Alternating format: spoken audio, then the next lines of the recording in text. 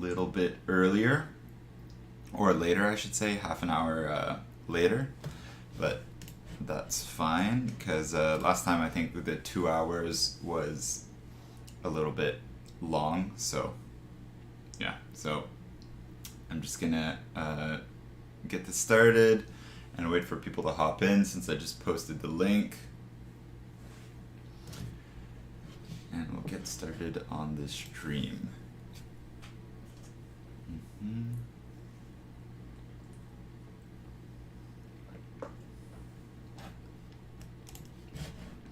So, today, good morning everyone. So today we're going to be talking about shading technique, and yeah, it's going to be a pretty basic one. As you can see, I've got a worksheet up here open in Photoshop, and I'll post this worksheet, or if you want to set up a quick one on your own side, if you want to practice along, then you can do so as well. But I'll post this worksheet in the in the stream post on my Patreon, but I just finished it right now, so we're running a little bit slow this morning, but it's all good. Good morning. Okay, so what I have here, I just have like one of those basic sort of layout kind of like a template file where you have your squares and your value blocks, and you can kind of practice shading different depths of value. And then down here I have a couple circles, and we're going to do some material sort of practice. So practicing applying value and our shading technique to an actual like volume or an actual object. But before we get started with the actual practice or demo part of this, I'm just going to quickly talk about the settings that I use on my Cintiq, in my brushes, my sort of Wacom settings, because I have received a couple questions on that, and I think it is important to go over, because technique only you can only practice technique if you have like a really good like a solid dependable tool.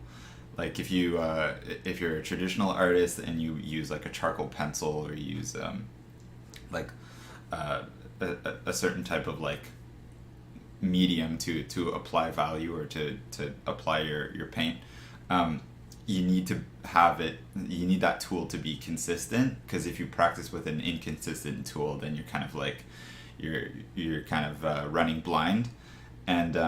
And yeah, if you can keep your tools really simple, like I try to do, then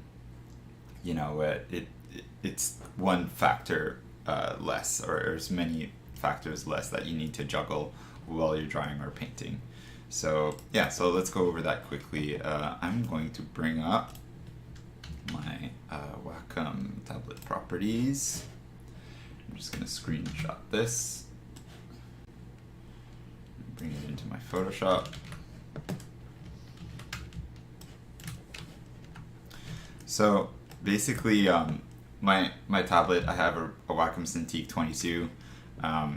It's just a HD sort of Cintiq, so it's not like the highest end one, but it does the job very well. And I just run it basically on factory settings. So the most important setting is the tip feel. So the tip feel is just how soft or hard the lead feels on the pencil or on the stylus. And sometimes what I'll do is if I just go and bring up the customize curve. So there's a setting if you press on customize, so this sort of button here, it'll bring up this second window. Now we have overlapping windows, and this is basically your brush curve. And this sort of the most, I'm just pointing this out because it's very specific, but this point here that you have at the bottom of your curve, I slide that to 0. So sometimes by default it's set to like right beside, it starts like there. And what that does is it knocks off like 5% of your pressure sensitivity at the very, very bottom, like your very lightest touch. So that I make sure to set all the way to 0, so that I have a full range of pressure sensitivity, so I can graze the tablet and be putting down some sort of value. I don't know why they set it to not 0 by default, but if it is, you might want to check on your tablet. It might not make like a world of difference, but for me, it just having that little extra bit of pressure sensitivity really helps in creating super subtle value variation, and yeah, just like being able to manage the whole range. So this really specific setting, make sure that you have that. And then really depending on the tablet, like at work, I think I have it set to like a little firmer or a little bit softer, I forget, but tablets vary in their hardware. So in the actual way that your pen, stylus, and the way the tablet interact, like they vary a little bit depending on how they get out of the factory. And obviously from one tablet to another, like at work I have a 24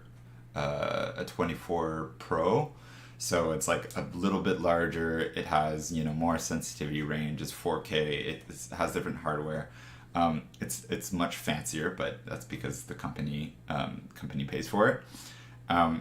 And yeah, I mean, you have to kind of like I need to either adjust my brushes or adjust some of these settings so that everything is predictable, like my brush tablet settings, and as well as the brush settings themselves, they all work consistently across the board. So that's for my my tablet settings. Now let's look at my brushes. So I'm going to talk about two brushes basically, and that's my brush and my eraser. And that's these two brushes. You can get them in the I posted them with the illustration package for Jesse. So there's the Photoshop document and the brushes, so you have exactly what I'm talking about. But I basically just, these are the two brushes I use the most. It's a soft brush and a soft eraser. So they basically run on the exact same settings, and that's because I like to work sculpturally, where I'm adding value and subtracting value, and we'll also talk about that a little more in the demo section. But you can see that, like, in terms of the actual quality of the brush, it's just a soft brush with a little bit of noise, and I just created it with the default soft brush in Photoshop. I took the hardness all the way down to 0, and then added a little bit of texture, and this texture is just like it's just a noise texture that adds a little bit of graininess in the brush. And the only difference between the brush and the eraser, as you can see as I flip-flop through these, is the texture is set to a different mode, and it's also a little bit, it's a different texture, so that when I erase, it adds a different grain than when I add value. So if you have the same exact texture for the eraser and the brush, when you erase it, it'll just kind of flatten out your value or your color, so you lose the texture. So I made a point of having like a different texture basically, but that's it. I mean, is very, very micro detail. Nobody's really gonna notice, but when I'm drawing, it's a little thing that I picked at and tailored a little bit. And I mean, the other brush, I guess, that I also use quite a bit is a second eraser, which is just a harder eraser. So I think it just has, like if I flip, yeah, so it's set to linear light. And I think it might, no, it doesn't even have the, like the flow is set to something different. But yeah, so a little bit of shape dynamics, just to keep like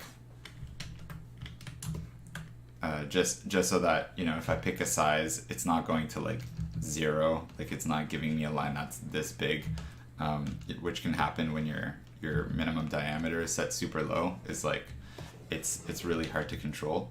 So I just keep that at around 30, and then the transfer, I keep it basically the transfer, I want the flow to be affected, not the opacity.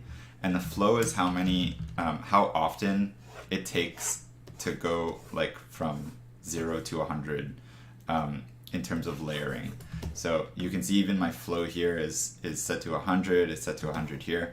So that way I can dial exactly the sort of the gradient of pressure is dialed in the texture settings and not the transfer. The transfer is just like it's set to pen pressure so that it's picking up the you know what you use a tablet for, which is the pressure sensitivity, and then the texture, the depth, is what's controlling the feel of the brush. So the depth, the minimum depth, and the brightness, contrast. Like I kind of fiddle around in here until I find something that feels really good and sustainable. Because if, for example, my depth is really low, I'm gonna have to like go over like 1,000 times just to get. I mean, here's like a mid-gray value, and it's gonna destroy my pen eventually. And if my depth is set too high, then you know you get, it's a little bit too abrupt and difficult to control at like low levels of pressure sensitivity. So you know I fiddle around in here, you know, move it around a few percentiles, and I mess with the minimum depth too, which is going to be like how it affects the sort of bottom range of your pressure sensitivity. So if this is like very light, you can see that the minimum depth is sort of affecting that range. So you have a whole bunch of control with this, and I'm sure in other brush engines, if anybody uses Procreate or something, they're much more more in depth. Like I think some other programs have really strong brush engines, but you know Photoshop does the trick. For me, it keeps things simple. So that's sort of an overview of my two main brushes. Everything else is basically set to the same settings. Like these, this hairbrush is the like very similar settings. I just changed the depth to something that matches the alpha of the brush. Yeah, so that's my brush settings and eraser settings. So yeah, okay, so let's talk about actual technique. So my technique relies a lot on changing brush size very quickly because my brush is a soft brush, obviously. Let me close that because it bugs out sometimes. So using a soft brush means there's some compromise to be done. It's kind of like airbrushing in real life. So it's difficult to create hard edges. So I need to be able to switch from a small brush, which is going to be my hard edge, to a large brush, which is going to be my soft edge, and all the kinds of gradients that I'll create with a large brush. And it depends on switching between these so that I can start with a hard edge and then gradually gradate out. So what you're not seeing is that I'm spamming, I have the comma and period key set to brush bigger and smaller so that I can quickly kind of move from one size to the other and create a variety of transitions in value, and create harder edges, and I can really sharpen them up if I make my brush very small, so working at a smaller scale. And then I can cover really large sort of areas by just kind of scaling up the brush. So Sullivan asks, so that's what the noise, yeah. So yeah, the noise I just create with you know, it's just a white noise texture that you can use like in filter noise, or you know, you can download one from the internet that's tileable. So yeah, and then yeah, I can cover a really large surface area with a large brush, and you know, this brush will cover my whole canvas if I want it to, but it'll just lag since it uses a lot of CPU to do that. Yeah, so that's for like edge control. I basically just change brush sizes, and the control comes with practice. The being able to transition between like the brush and the eraser allows me to work from light till dark and dark till light. So I can pull pull value away and create and add value back in. You know, if I go from my eraser to my brush and my brush to my eraser, which allows me to sculpt you know, the form very nicely. And I use the same technique with my eraser and my brush, meaning like I'll switch between like a really small brush and a really large brush to kind of create soft gradients and transitions and get a variety of edges and make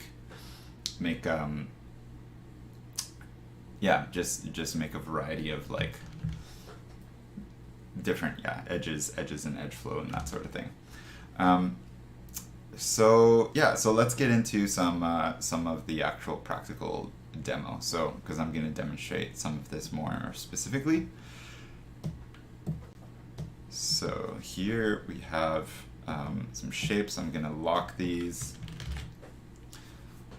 So I think the main rule here is that I want to cover the most area possible, or I want it to be as efficient as possible in my shading. So my brush size is going to reflect the area that I need to cover. So if I need to cover a large area, I'll just use a large brush.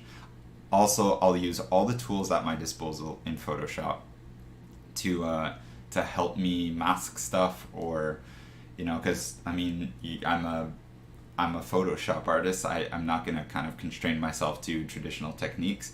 For example, if I want to paint on this wait a second. Oh, this is I'm on the wrong layer here. Oh, let me find all this stuff.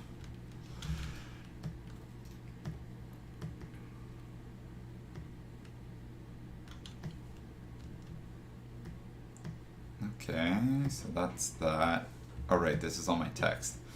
Okay, so yeah, so I'll, you know, create a clipping mask if I just want to draw on these shapes. I can also use a marquee tool, you know, if I just want to, you know, cover just one square. And I want to work, what I'm going to try to do is cover this sort of gradient with as few strokes as possible, I guess. So you can think about stroke efficiency or brush efficiency and keep that in the back of your mind. But here I have the scale from 90 to 10, which is going to be the blackness level. So if you bring up your color picker, you have black here, and as you go up in value, the blackness kind of rises. So 100 is white and 0 is black, and as you see, it's 90 to 10. So I'm not going to go to completely white, and I'm not going to go to completely black, because you wouldn't ever really want to do that in a drawing. I mean, white is just the page, and black is, you know, you cranking on your stylus. So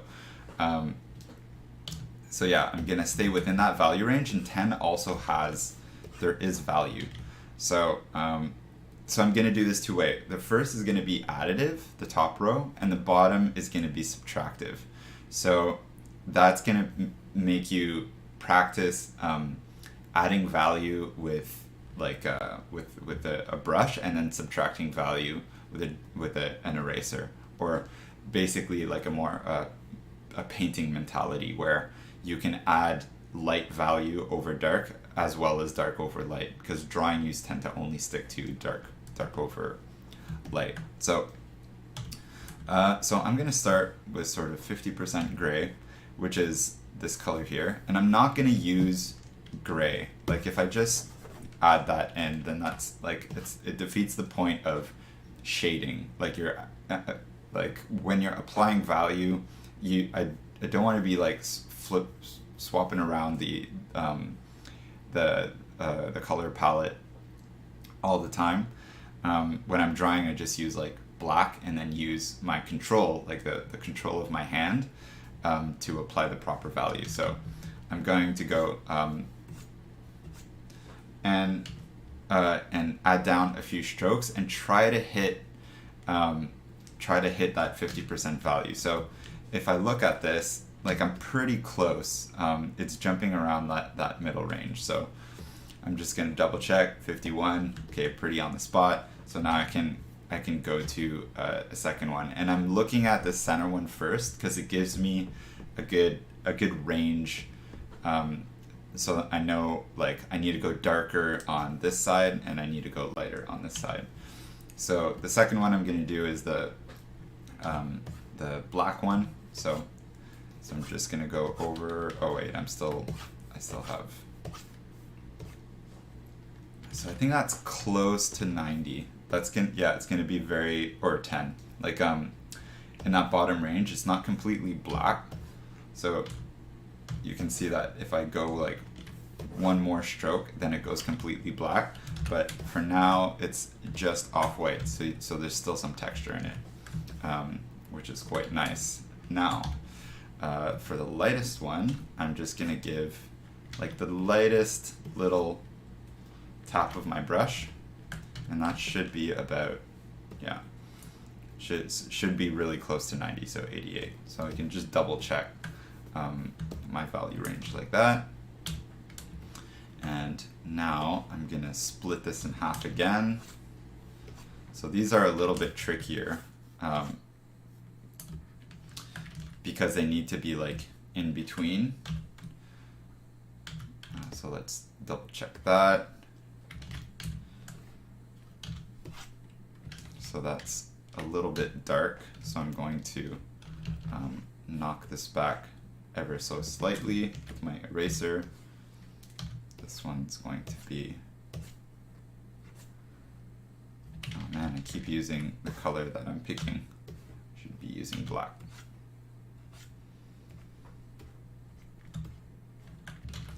So that's a little better, and let me just fill in the rest of this value scale. So this one's a little bit dark.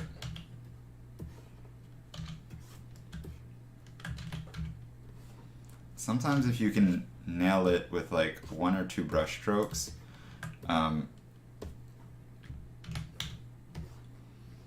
like that's the goal basically, is to just work as efficiently as possible. So you can see now that like, so you can pretty quickly fill out the value scale. So that's additively, and so I hopped from 50, 10, 90, and then split them in half again, because that's basically how you work when you're shading in form. Is you're finding the dichotomy between light and dark, and that's going to be where you put your sort of 50% value, like your shadow shapes in. And then you find the more subtle nuances between like the darks in the shadow and the halftones in the light. So you can kind of like work from the middle outward instead of going from light all the way to black. Like it's really hard to just start from one end and just kind of like eyeball, like, okay, you go like light here and then a little bit darker here and then a little bit darker here, and because it's hard to be like subtle enough to do the whole range, or you end up not being subtle enough and then you go like light and then a little bit lighter and then a little bit and you don't actually cover like the whole range, like then you need to go over and darken everything again, and a little bit less, and so you're working back and forth like way too much. So yeah, okay, so now I'm actually going to make these all black to start, and I'm going to use my eraser. So this is a little bit trickier because you're working like the opposite, but it's a really good exercise, especially if you're painting, because you want to be able to explore that full value range. So now I'm on my eraser, and I'm going to be looking for that 50% value here. So I went a little too far, so I can add this back in. So something like that. So I'm a little bit over on top, but that's okay.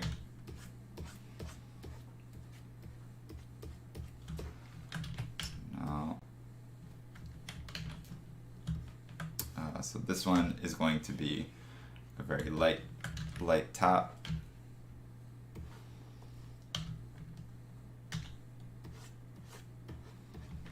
So too much.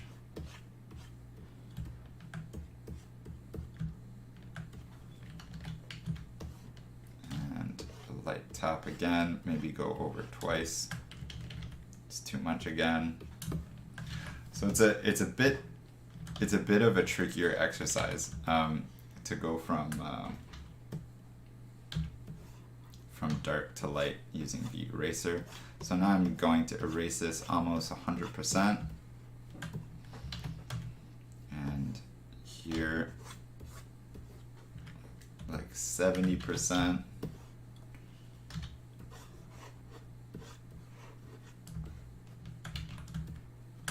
And fill the rest of this. So I'm looking for that zone in between. So yeah, it's pretty close. Some of them, like this one, I think is a little bit light, or this one's not dark enough. So I can add in a little bit of value just to tidy these up.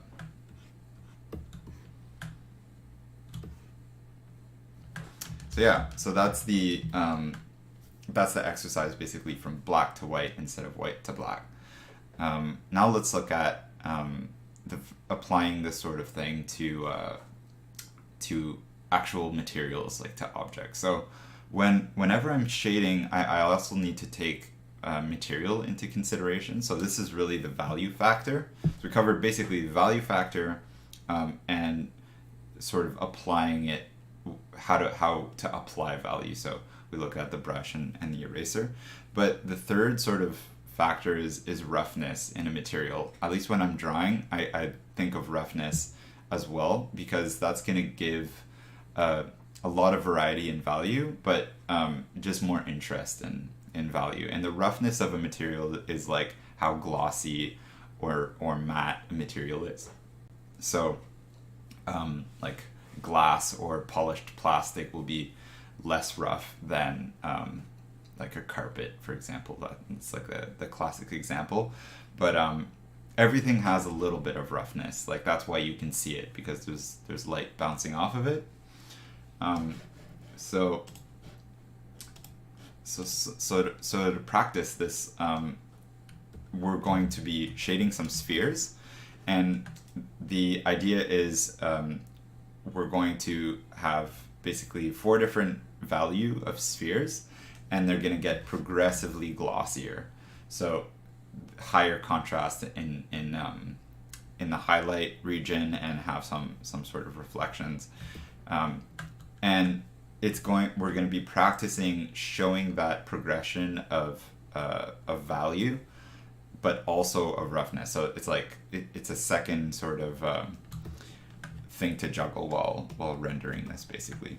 So I'm going to create a new layer and snap it, and the nice thing we can do is we can start with something that's very, very rough.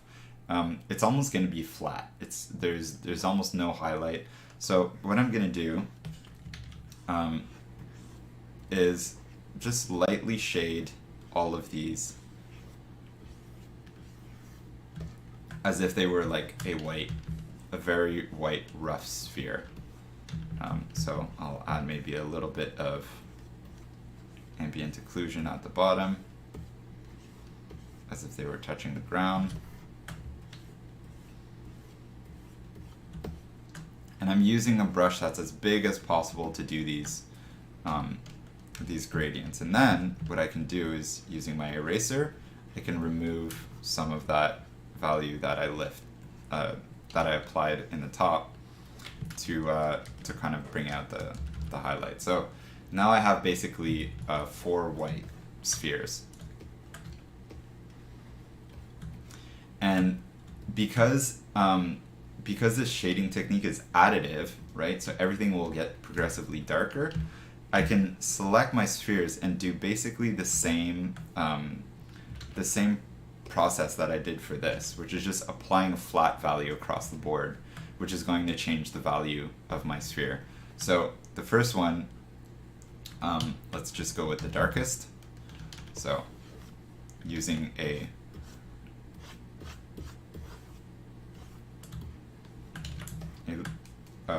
couple taps to get that dark. So you can see the bottom is still quite dark, and the top is a little bit lighter. So you're still getting you have that subtle read of something spherical, but it's very, very rough. So there's very little form definition in there's not a lot of interaction between the light and the dark. It's kind of flat.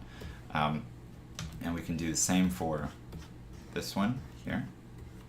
So we're just going to darken that a little bit. And we're going to do the same for this one. So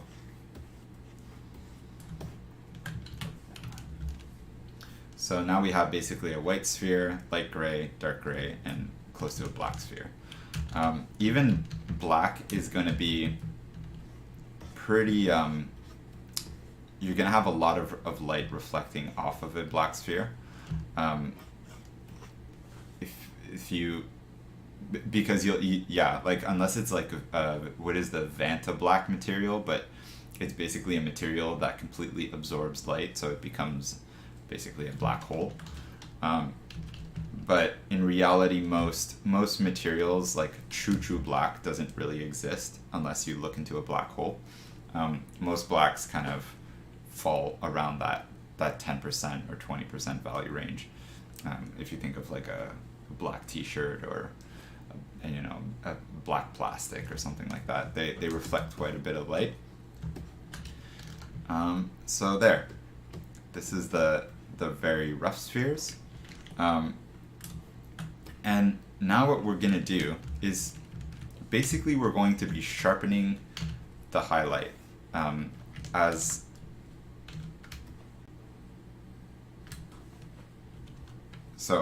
they get glossier, the highlight will just become sharper and sharper. So I'm just going to duplicate these because we're just going to reuse them. Yay, Photoshop. Okay, so now we have a lineup of rough spheres, and now we're going to be adding in a highlight. So the highlight is like the glossier something is, the more light will reflect, and you have 2 types of reflection. You'll have basically the reflection coming that's facing directly the light. So if a light source is pointing at an object where that face points back to the light, you're going to have a sort of lighter value.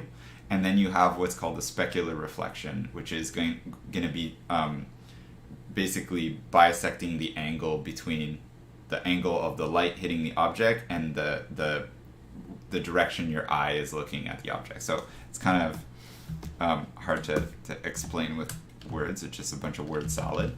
But let's say you're looking at this. Where's my brush?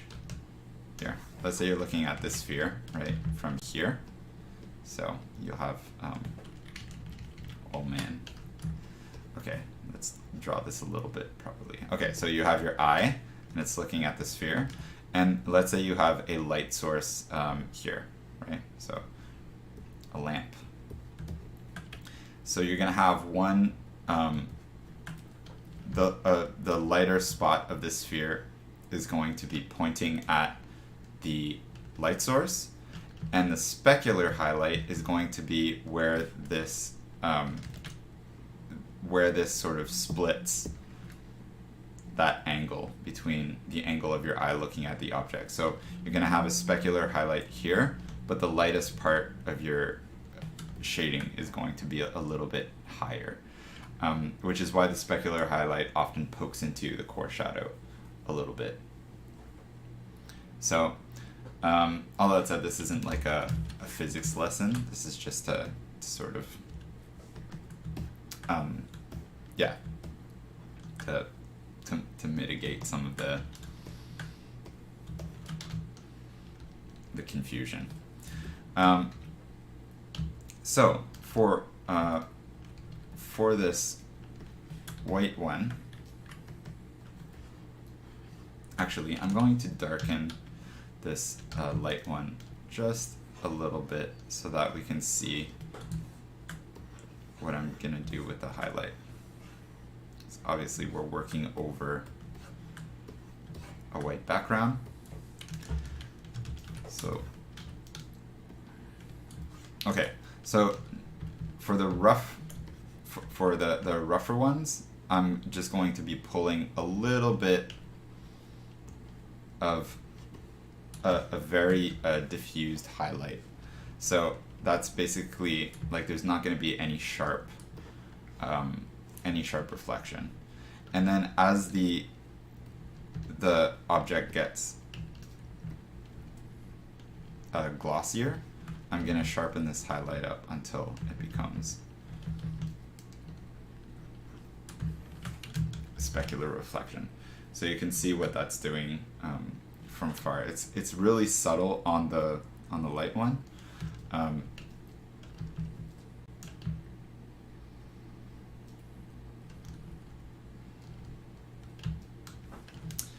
But it'll be a little more obvious on the other one. The other thing I can do is add a little bit of Fresnel reflection, which is going to be the reflection around the sides of the sphere. So here I can erase a little bit from the side here, and maybe the side here. And here I'll do it just more in a more diffused way.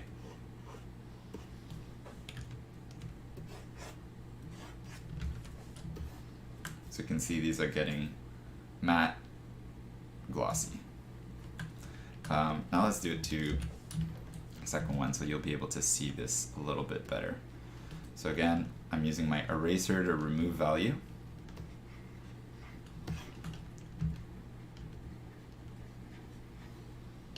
So a little bit of a sharper highlight, and then diffusing it out, and then the sharpest highlight. Just go in with a point and then diffuse out.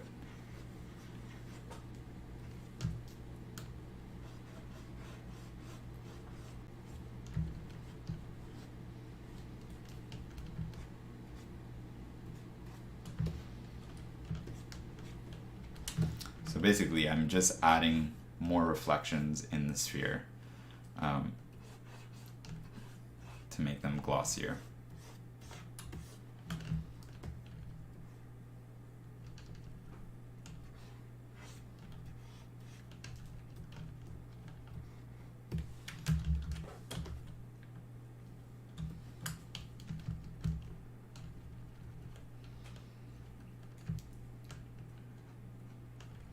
You can also think of some of the reflections as like if you were to think of it reflecting the environment. So in this bottom one, for example, you might you might even see a break in the horizon, like because it's reflecting almost like a chrome ball. So we can draw in a little bit of a horizon, for example, and that'll just make it feel more like it's reflective or glossier. So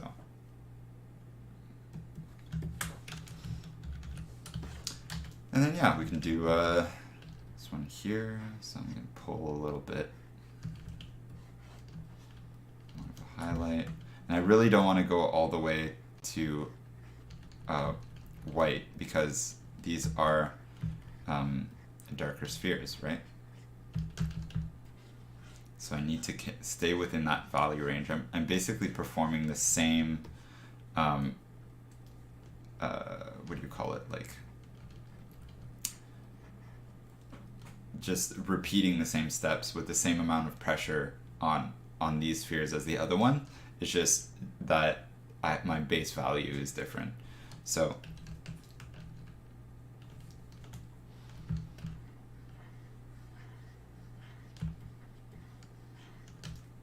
I'll lift this highlight.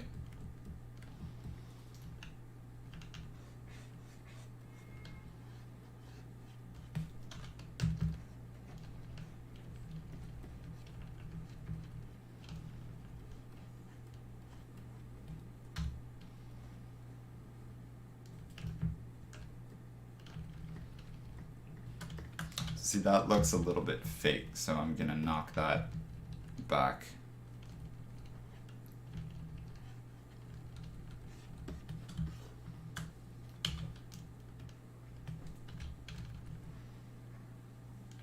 And then here.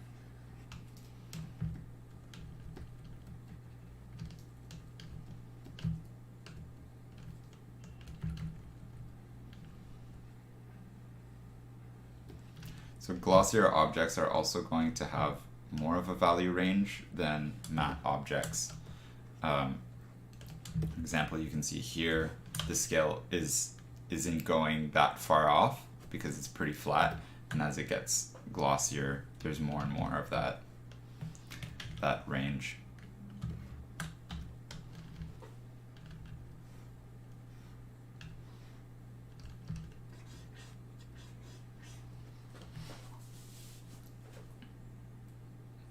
Do you ever go completely white in your highlights? Yeah, you can go completely white in your highlights, especially if it's metallic. Like a metallic highlight will be white, and then it'll bloom, like it'll yeah. But for dielectric materials, like anything that's not metal, except glass, but anything that's like plastic, wood, fabric, whatever, all those materials, you don't need to go all the way to white. Yeah.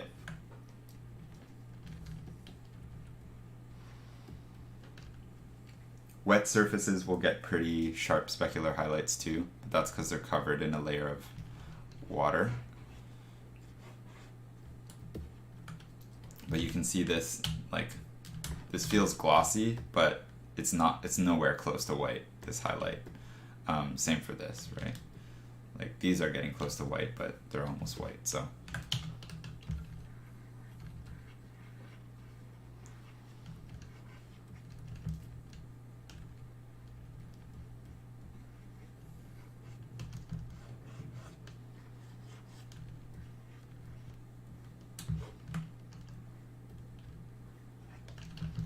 So here, just finishing these up.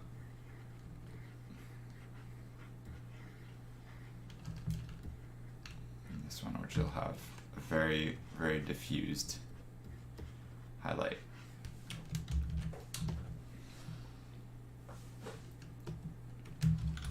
Okay, so for the purpose of this demo, I think it gives you a good idea, idea of like what the point of this is, because you can see that like in terms of conserving their actual local value, like these spheres feel like they're different values. you know, they're different colors. Like this one is clearly white and this one is clearly almost black. And that really helps me differentiate materials in a drawing. If I bring up, let's see, let me bring up a drawing I did recently.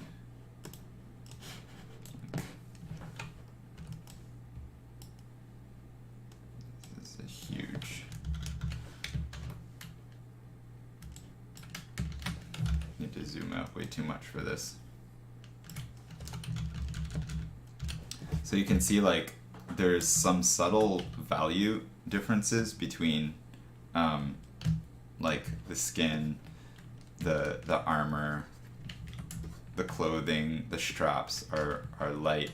And I could push that more. It would just push more into rendering, but you can see like the bra and the shoes are darker. So this little breakup in value it just gives more depth to the drawing. It makes it less flat.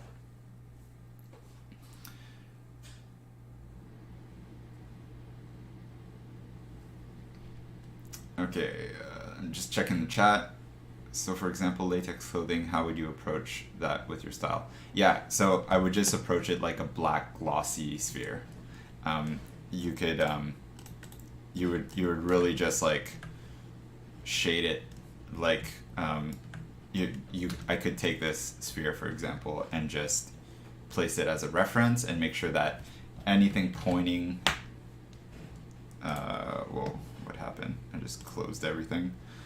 Everything pointing in the direction of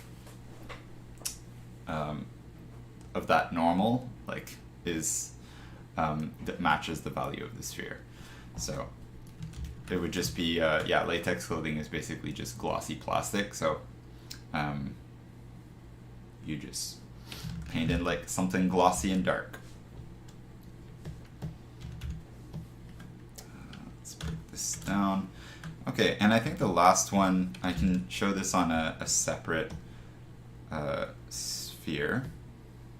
So let's just take this, and I'm going to move it up here. I need to reorganize these a little bit.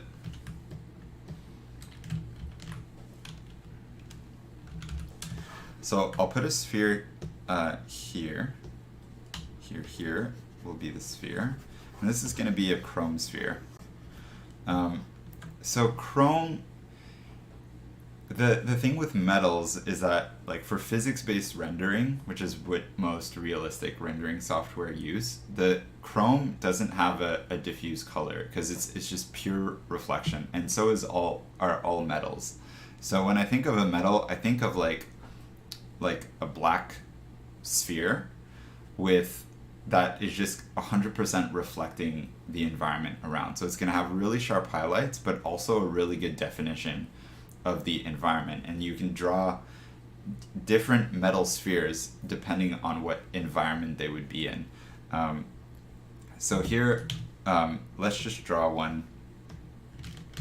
Let's just draw one here. So this is going to be a metal sphere that's existing on the page beside these other spheres. So these other spheres are going to be reflected in the metal. So what I can do is I'll give it a basic something to work with.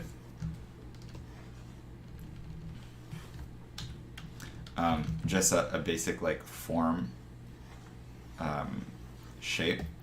Now what's facing us, right, is going to be white because there's no or actually no, it might be a little bit dark because light will die off a little bit. And then we can basically start by drawing in the reflection of these spheres. So maybe we have this one here, it's reflected. I'm just guessing these, like they're not going to be perfect.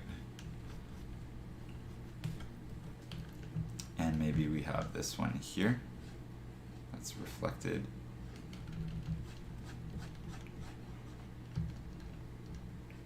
see, this is gonna make sense shortly. We can even show the reflection in the sphere. So like the specular highlight of that sphere, and this is the underside. So I'm just going to darken one side a little bit. Now, metal is going to have Fresnel reflections, which means it's going to reflect like the white page behind. So I can just go around the whole thing.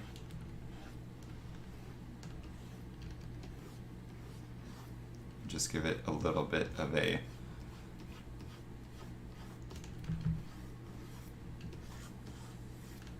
Fresnel reflection. Just going to sharpen some of these lines up here. This is a bit of a weird example to start off with metal. And then you will get really, really sharp highlights. So if we think like, okay, we have a light source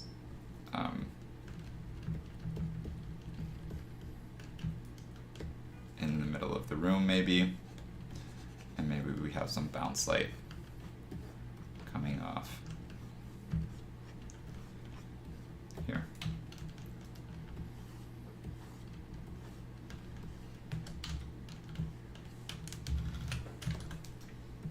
So that's sort of it's kind of giving the illusion of a metal sphere, don't you think?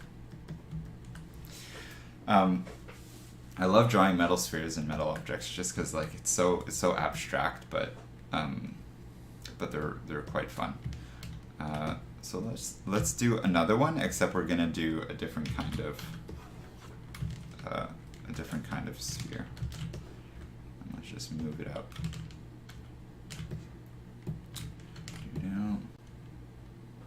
Actually, both of these I'm just gonna keep on separate layers. So organizing stuff again.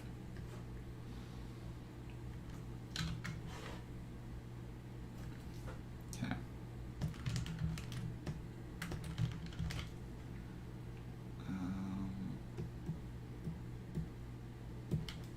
This I need to move down.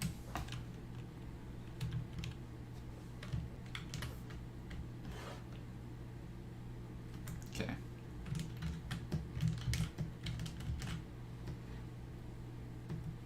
Okay. So the next one I'll do like your classic chrome ball, and you'll see like some of the horizon. So let's pick an airplane hangar. So there's gonna be like big like girders running over the ceiling, and concrete floor. Maybe it's like darker around the walls. You'll see exactly what I mean because I'm going to draw it in the sphere. Now the way you draw it in the sphere is you need to like wrap it around the sides like a fisheye view. So what I'm going to start with is just basically defining what the sort of what do you call this, like the circumference, the equator of the sphere is basically, and that's going to be where the horizon is. So it's reflecting the horizon around the equator of the sphere, and then and now I can basically draw in my environment. So let's start with it's going to be dark in the background, and then maybe as you get closer, it's really hard to explain this because it's so abstract. But let's say you have like, this is going to be reflecting the ceiling, this is going to be reflecting the back wall, this is going to be reflecting the floor, and this on the side is going to be reflecting the walls on the side that come wrapping around. So here, let's say there's some girders running down the length of the ceiling. Let me just sketch those in. They're kind of gonna flare out. And now I can add a little bit more darkness. pull them out of the ceiling a little bit. And this doesn't need to be like perfect per se, but because you'll see it's all about creating like the illusion that it's reflecting something. So now let's put some concrete down on the ground. Maybe we have some objects lying in the room.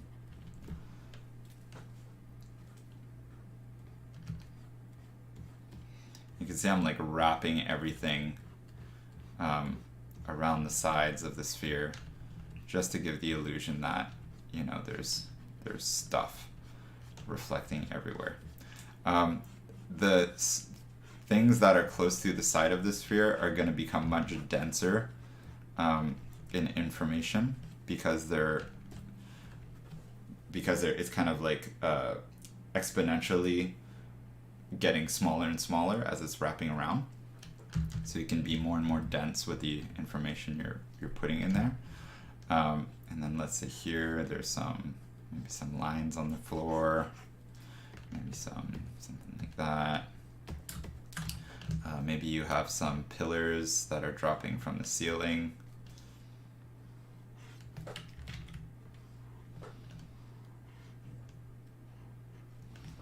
Right, so you guys can start to see like the environment that I'm creating inside this sphere, and it's getting more and more almost believable.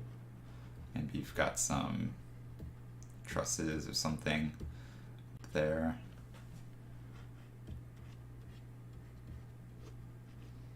Some beams.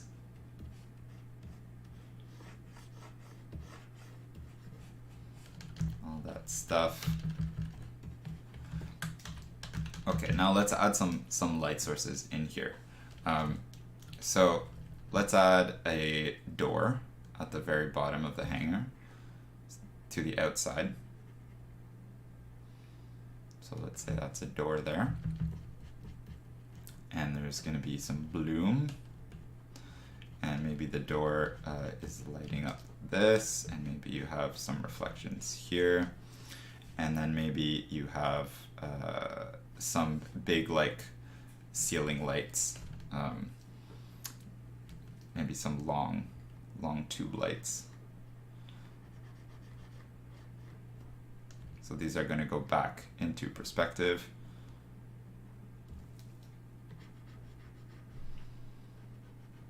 I'm just drawing this in the sphere as if it's like looking through the reflection of the sphere.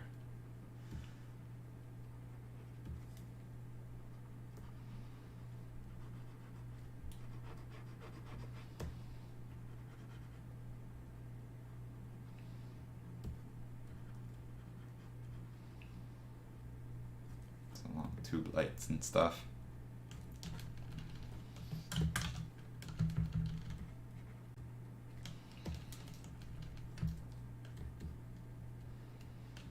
This is starting to look like something. Now, what's the sort of final the final step that's going to really make this shine is a sort of lacquer sort of finish, and that's going to be caused by the Fresnel reflection. So I'm just going to take my eraser again and run it all the way around to give a sense that this thing is fitting in the environment, which is this white page here.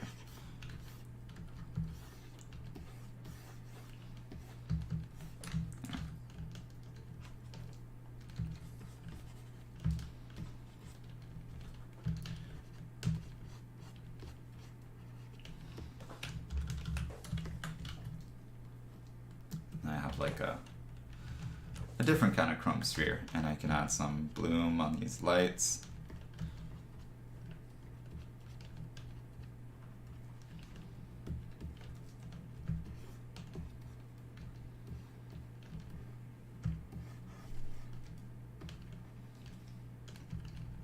Some other little reflections back here.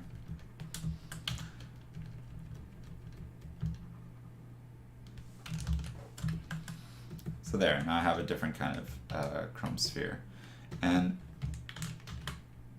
if I take this sphere, just like for the purpose of like showing how this sort of applies to different forms, if I just take this sphere and like stretch it or move it around, or maybe I just like squash it and, you know, kind of like play with these shapes, like those reflections will stay sort of positioned the way they are on whatever form that they're following. So you can see that that's now, if I have two plates like this that are sort of round, those reflections will follow the form, and plus they will reflect themselves. So you'll get other factors like ambient occlusion, and you know, that sort of thing.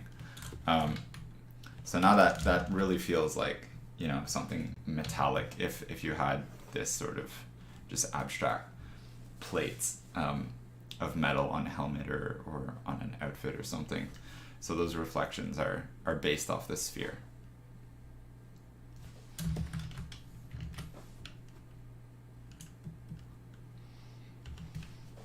Sweet. Okay, so I'm going to just save this. Wait, let me do a little bit of cleanup here. All of this stuff, I'm going to move. Oh. Never mind. I'm just going to keep this all like that.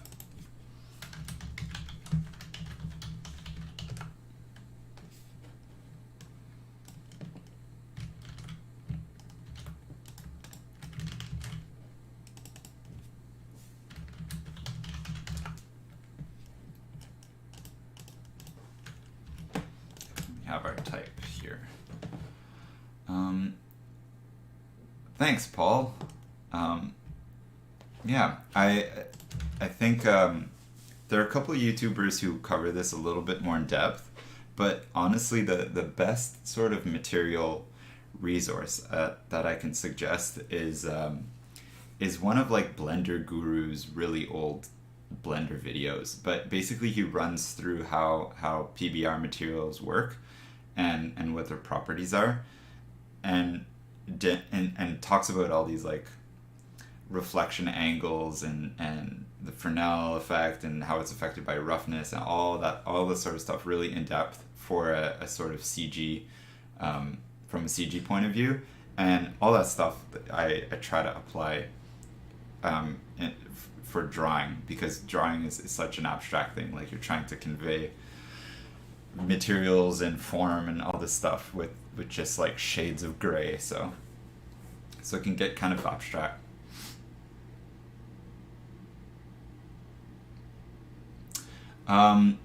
The Sullivan, so the closer an object gets to a metal ball, you'll have actually less, you'll have more distortion, because it'll start to like wrap around. But what I mean is that the more the reflection is centered in the sphere, so in basically anything that's here is going to be not distorted, and everything that's around the perimeter is going to be really distorted, like a fisheye camera, you know, like a fisheye lens. Your center is going to be it's not out of focus, but it's like the normal ratio, the normal proportions, and that's because you're looking basically in the center.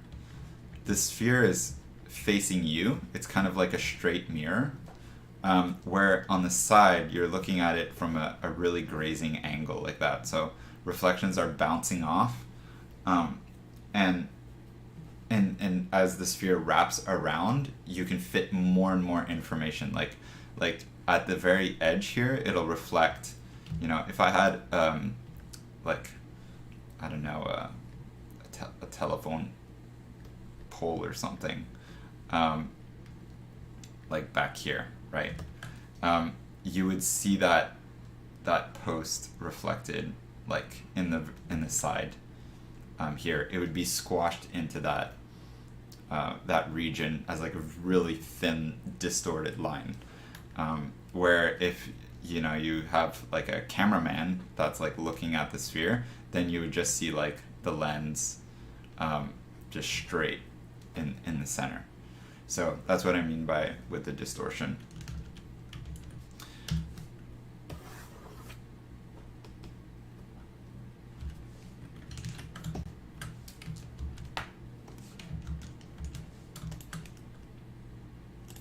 Okay, so for the last little bit of this demo, I'm just going to group all this and hide it.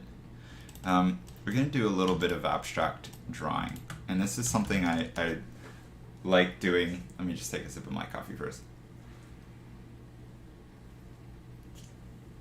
So, like, I do these like abstract shading warm-ups sometimes. And it's just about learning to control my brush. Sometimes I end up drawing something out of it, and sometimes not really. But it's just about finding form and, designing interesting shapes and stuff, and getting used to my brush. And honestly, it's a great way to test brushes. But I'm just going to sort of draw like an abstract thing, an abstract shape. It's kind of like a free flow drawing. But I am going to look for form as a sort of one little common thread between all of this is this. It's all to show form. So I'm gonna pick a lighting direction that's gonna be like from up here, and whatever I draw, I'm going to design as wrapping in space, with intent and having form.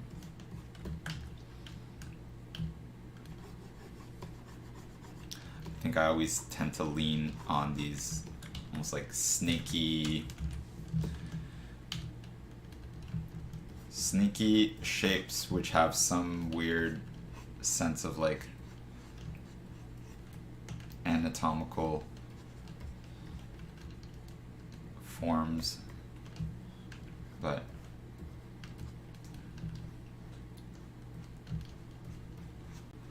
I'm not drawing anything specific. I'm just kind of finding shapes and thinking about their form and practicing my shading without a drawing. Basically, it's just pure shading.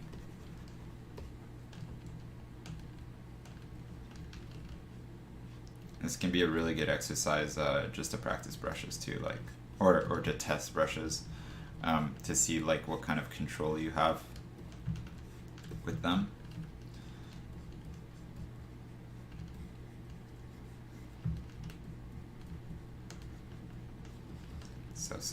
So I'll go in, push a bunch of shapes with my brush, and then I'll come back out and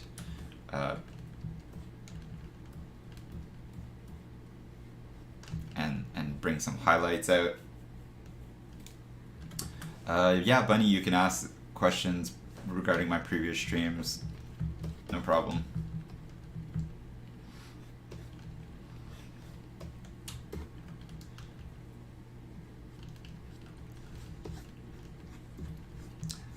I think one day I might post like one of these really abstract paintings / drawings, because they can turn out quite beautiful if you really polish them, because it's just kind of abstract shape design. I know Cesar Santos, who's a really phenomenal painter, has done a couple of these like abstract paintings that look like they were painted by AI, but it's just him being a beast. But just in light of all this like tomfoolery of AI shenanigans, just post something that's like weird and abstract for the hell of it.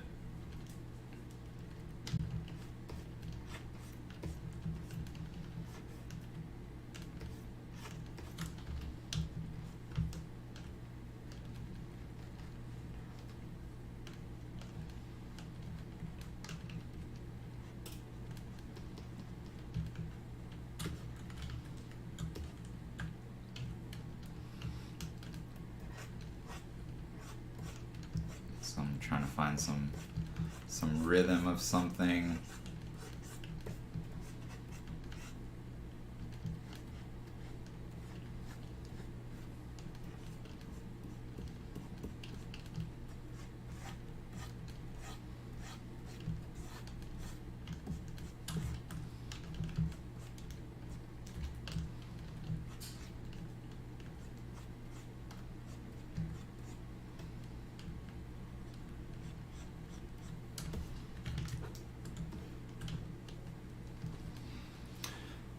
Okay, I remember you using Blender as an extra reference to portraits with Suzanne had, and I was wondering if you use point light or do you just use the sunlight for the lighting? It depends what you're going for. I think I used the sunlight or a plane. I just wanted a sharp highlight, so I think sun is the go-to. The setup I was trying to reproduce is a harsh directional light, so either either sun, so parallel lines, like parallel rays, or a really big point light, or plane that's like far away but very powerful, so that the rays of light come in basically parallel, and then as a secondary light source I just put a plane for the bounce light.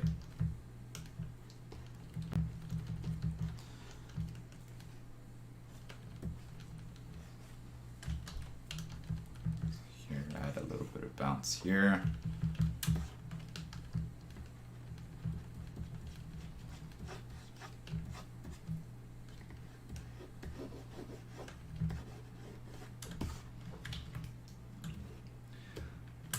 So I'm just going to drop all of this back in value so I can establish some larger form values back in.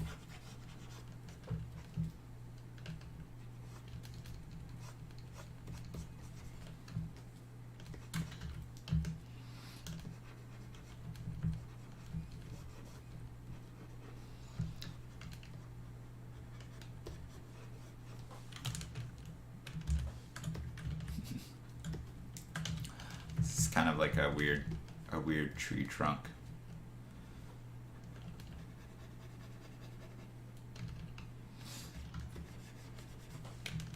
Even take this and warp it, create something a little bit more dynamic.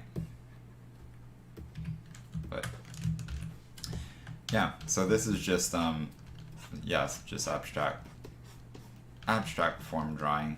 Can also practice shading like cylinders and stuff, or cones, which can be super useful to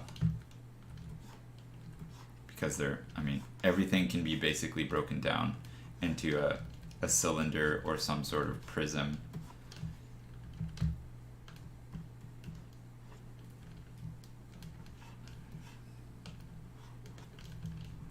Maybe we have like a metallic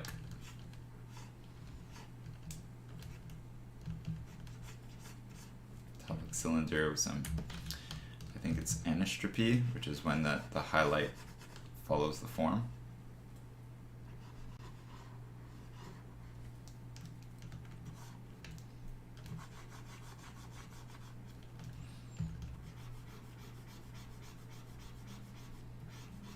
And that side's going to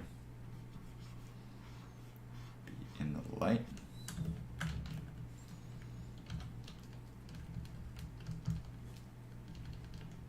Cast this shadow.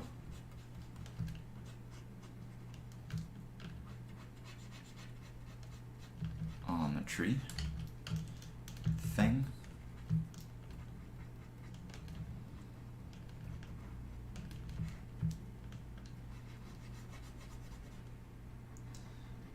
You can see I'm hopping between large and small brush size. I'm tapping back and forth. You can probably hear it in the mic, but that's the only way I can really get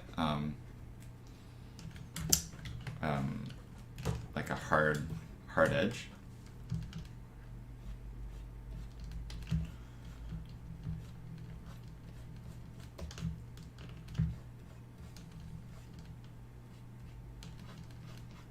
And break up some of these halftones.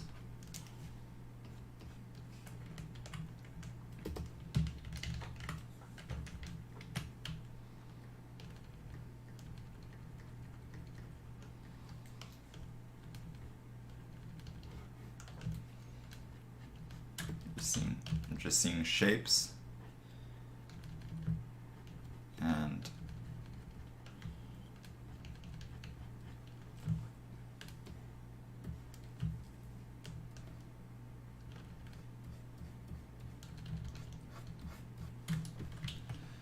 I'm just having fun with the form. Tree made of flesh. Yeah, spooky.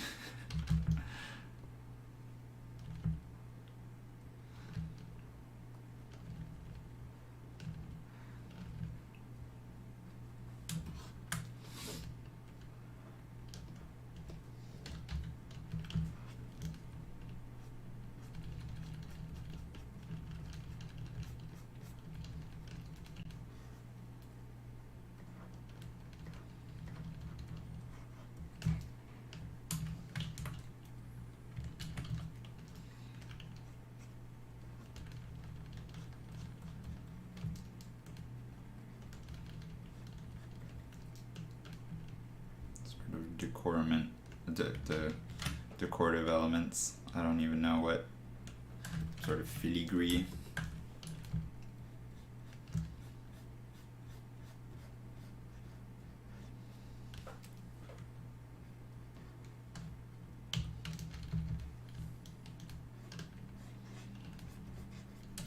Yeah, just modeling these abstract shapes. I find it so fun. It's like it's a very similar thing for hair. When you draw or paint hair,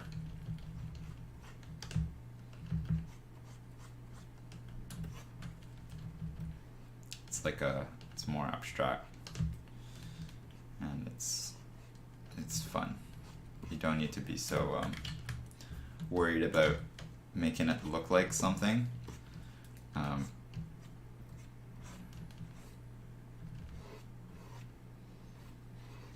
You can just kind of like focus on making the shapes interesting.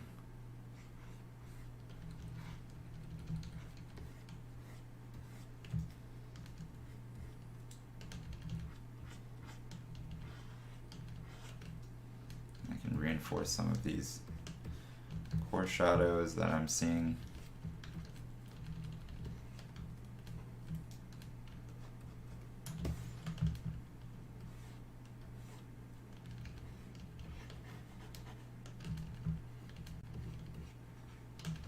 That'll really make the form turn.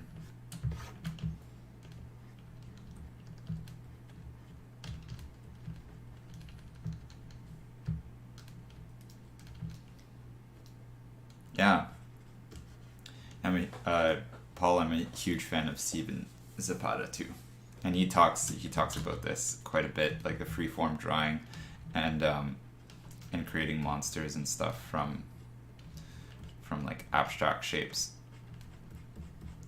So it's a very good way to practice just abstract shape design.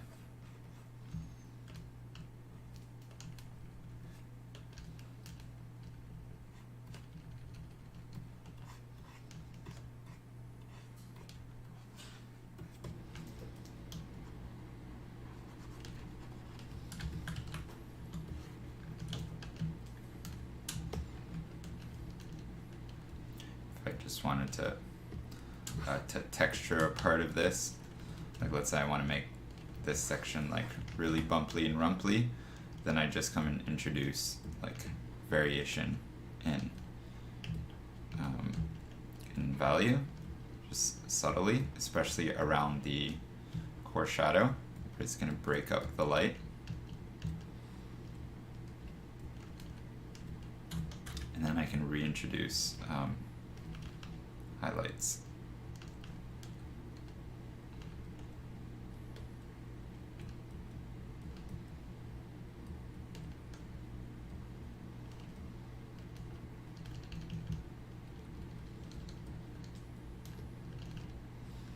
And if I want to make it bumpy and glossy, then I just add sharper highlights.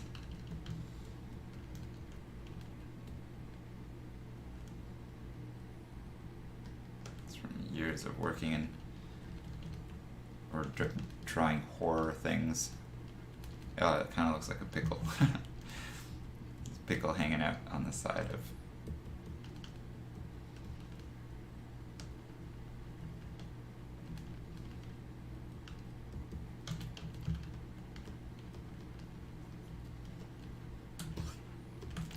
This kind of looks like an eyeball, but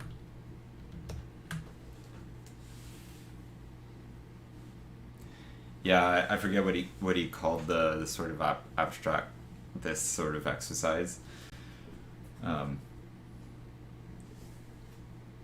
He's got a lot of big brain words, so it could be anything, and I don't know if he's joking half the time. So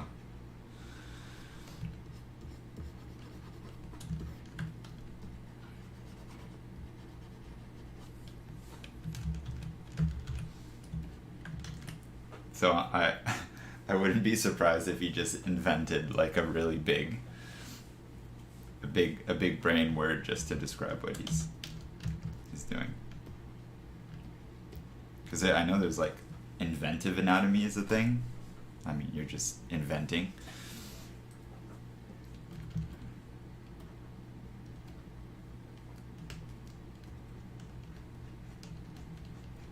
I'm not sure where the transformative or transformational, how that would apply, because I don't know what you're transforming.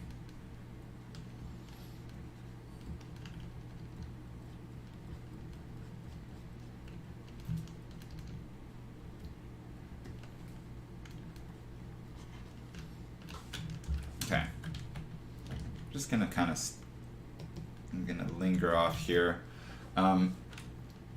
because yeah, I'm not really drawing anything specific. This is just to show that like how these sort of techniques apply in a more abstract way, and honestly that's it. Like the magic in shading and all that stuff, it's just getting like a lot of mileage in, to like understand the illusion that you're trying to create, like understanding the illusion of realism and form and all that stuff and all the small nuances and developing your eye. Because like my workflow is very, very simple. I use two brushes for 99% of what I do. It's sometimes hair, I'll use this other one just to get that streakiness, but I just stick to kind of this like soft round brush, and I understand how to model form. So that's where my technique only goes as far as my knowledge of form and shape design and what do you call it, like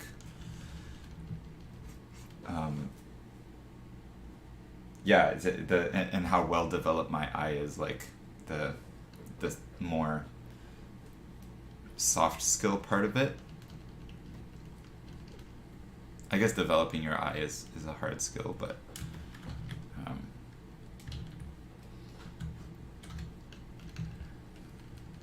hopefully this video helps a little bit on giving you some stuff to work on and to be aware of.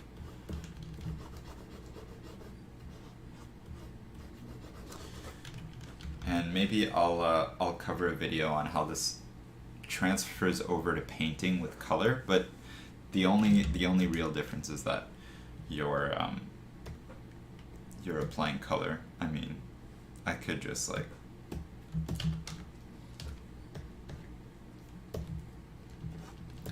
apply color to this.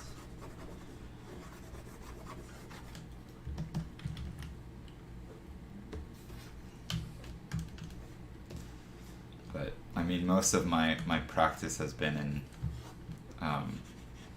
in black and white, because color is just another factor. If you nail your values, color becomes easy. It just becomes like, what kind of color scheme do you want? Do you want it to be complementary? Do you want it to be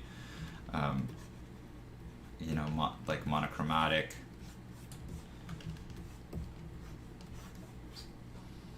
And as long as you keep your values in check, like, you can create all the other effects. Like, if I wanted to add subsurface scattering on all this stuff, just about like glazing some bright red over it. Just pickle some SSS. That doesn't sound too great, but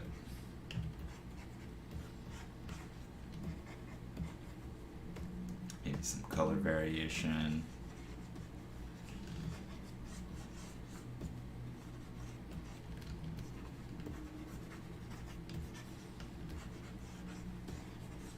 Okay, so this is going off the rails. But we got like a weird alien. That's all I see right now is like a weird alien who's gonna shoot you with a laser or something, like psst. But okay, so that's gonna be it for today. Thanks for hanging out, and I hope you guys learned a lot from the stream. I will post the I'll probably just edit the post on Patreon so that and I'll add this PSD, and yeah, so that you guys can have a template if you want to practice with it, and as well as just the example layers and stuff. So all this is going to be available, and I'll see you guys next week. So thanks so much, everyone. Ciao.